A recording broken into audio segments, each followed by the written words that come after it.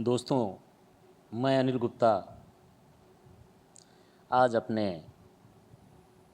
कहानीकार रेखा गुड्डू द्वारा लिखित श्रृंखला का भाग 2 प्यार का पहला पत्र कहानी आपको सुनाने जा रहा हूँ।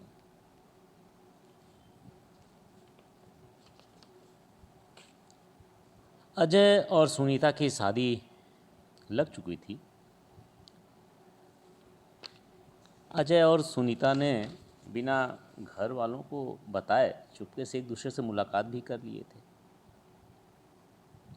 लेकिन उस क्षणिक मुलाकात में तो बहुत जानने का अवसर मिल नहीं पाया। सुनीता को महिला छात्रावास छोड़ते समय दोनों में यह तय हुआ कि सुनीता अजय को पत्र उसके ऑफिस के पते पर भेजेगी और अजय सुनीता को पत्र उसके हॉस्टल के पते पर भेजेगा।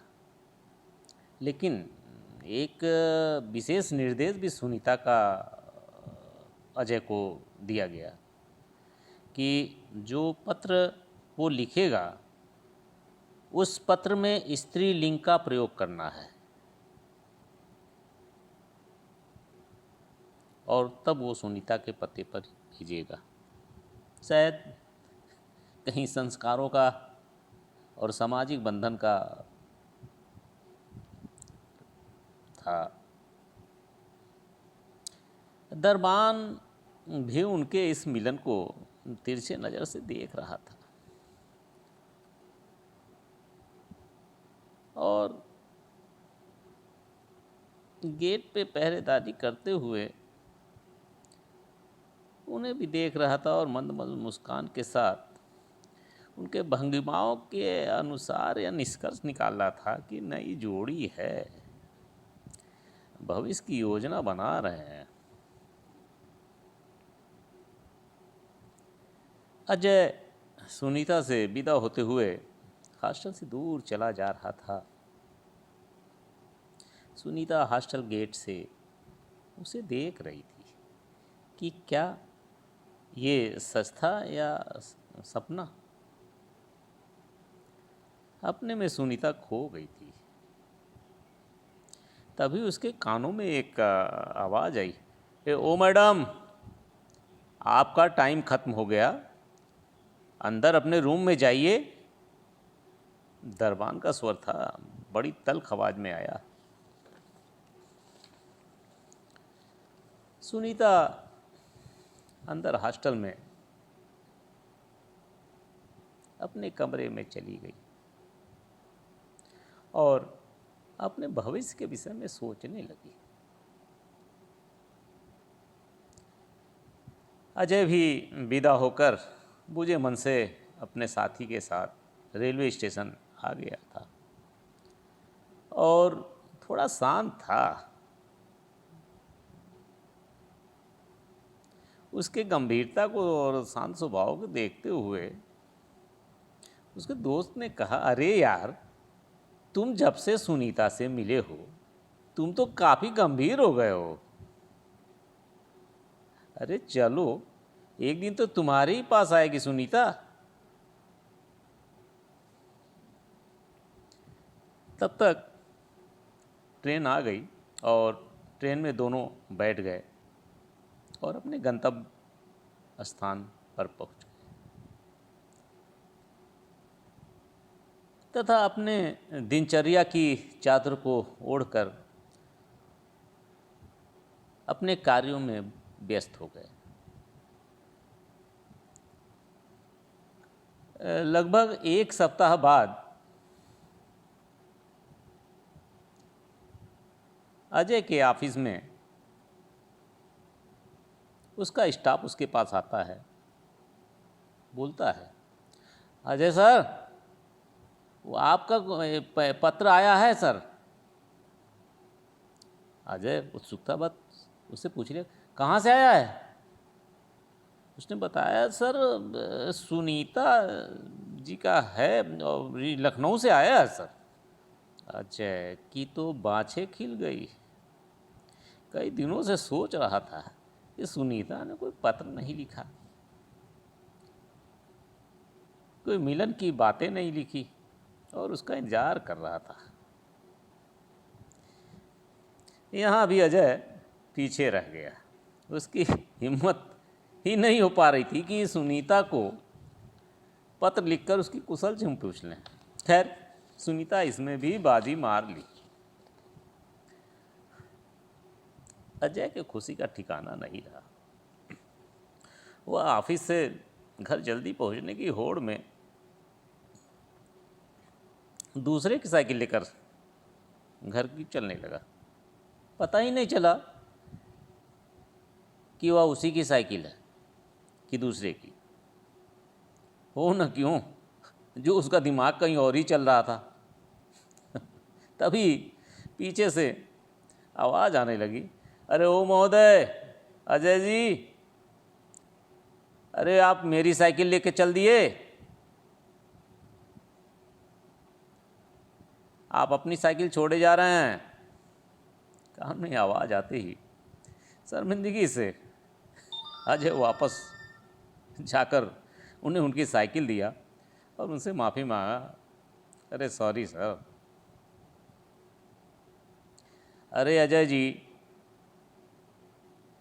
बाहर ना करिएगा, नहीं बड़ी धुनाई हो जाएगी आपकी।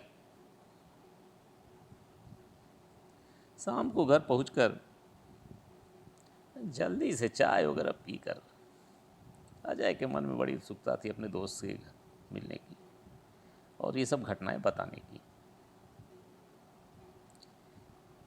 अपने दोस्त के घर पहुंच गया और उससे सुनीता के पत्र के विषय में विस्तृत चर्चा किया।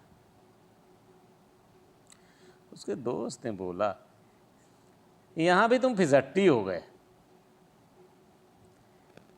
सुनीता ने पहले तुम्हें बुलवाया, सुनीता ने तुम्हें पहले पत्र दिया। अजय हाथ जोड़ के आग्रह में, अरे यार चलो ना, कहीं बैठ कर उसे पढ़कर उसका जवाब बनवा दो और जवाब इतना अच्छा बने कि सुनीता का दिल बाग बाग हो जाए। सबसे बड़ी विडंबना यह थी कि पत्र को स्त्रीलिंग बनाकर लिखना था और उसमें बहुत बड़ा चैलेंजिंग था, कहीं मात्रा वगैरह गड़बड़ ना हो, इसलिए एक विशेष सहयोगी की आवश्यकता जो थी। अजय और उसके साथी ने थोड़ा देर चर्चा वगैरह करने के बाद, सोचने विचारने के बाद डिसाइड किया कि घर से थोड़ी दूर पे एक जो पिक्चर हॉल है उसके अंदर एक चाय की दुकान है जहाँ भीड़ नहीं रहती है, वही स्थान अच्छा होगा और उसी स्थान का चयन किया। सोचने विचारने में काफ़ी समय लग गया। अब सिनेमा की दुकानें थी, वहाँ पर तो भीड़ इंटरवल, बिगनिंग और इन पर ही होता था। अजय और उसके साथी पिक्चर हॉल के उस दुकान पे पहुंच गए और एक टेबल पर आमने सामने बैठ गए। बैठते ही उस दुकान का नौकर, छोटा सा बड़ा चंचल लड़का था, तुरंत पहुंच गया। हाँ बोलिए साहब, क्या लाऊं? साथी ने कहा, अरे अभी तो बैठने दे यार, अभी तो हम बैठे, तुम तुरंत आ गए।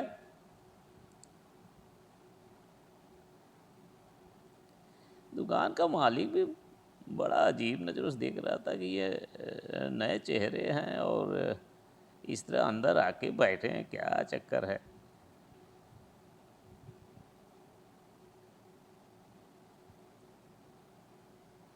साथी ने नौकर को ऑर्डर दिया कि भाई 2 चाय ले आ।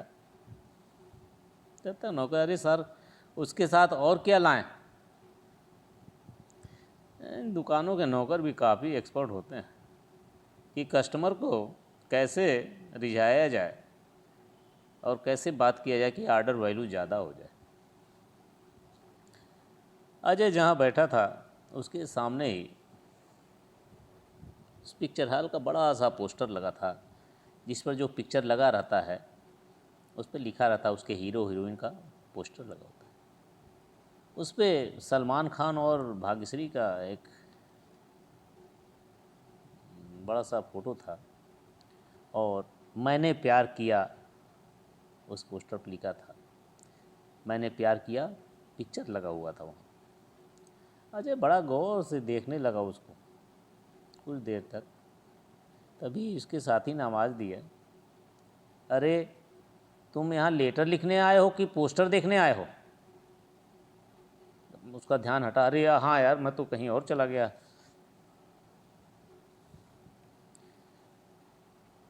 अजय ने पत्र निकाला और साथी को दिया और कहा, पढ़ भैया पढ़ और एक अच्छा सा जवाब इसका बना के भेजा जाए। और साथ में एक रजिस्टर निकाला जिसमें पहले पत्र लिखने वाला पत्र का प्रारूप लिखना था, और प्रारूप लिखने के बाद फिर फेयर करना था। दोनों मिलकर फिर पत्र लेखन का कार्यक्रम शुरू किए। पत्र पे संबोधित किया गया, प्यारी सुनीता तुम कैसी हो? तुम्हारे द्वारा भेजा हुआ पत्र हमें मिला, हमें समाचार मिला, हम बहुत ही प्रसन्न हो गए। सुनीता मेरी प्यारी सहेली, मुझे तुम्हारी बहुत याद आती है। पत्र को स्त्रीलिंग में लिखना था, इसलिए दोस्त भी उसके साथ काफ़ी सहयोग कर रहा था। ऐसा लग रहा था कि यूपी बोर्ड की परीक्षा हो रही है और नकल कराने के लिए एक व्यक्ति लगा हुआ है। पत्र में आगे, प्रिय सुनीता, तुमसे मेरी मुलाकात तो क्षणिक ही रही, लेकिन यादें काफ़ी छोड़ आई। मेरे साथ जो मेरी सहेली संजू गई थी ना, वो भी तुम्हें बहुत मिस कर रही थी। दोस्त का नाम संजू स्त्रीलिंग में रखा गया क्योंकि इतना कठोर इंस्ट्रक्शन था कि पत्र को 100% स्त्रीलिंग में ही लिखना चाहिए। इसलिए बहुत ही सोच समझ के पत्र को लिखा जा रहा था। शायद अजय ने बोर्ड की परीक्षा देते समय इतना ध्यान दिया होता तो हिंदी में डिक्टेशन मिल गया होता।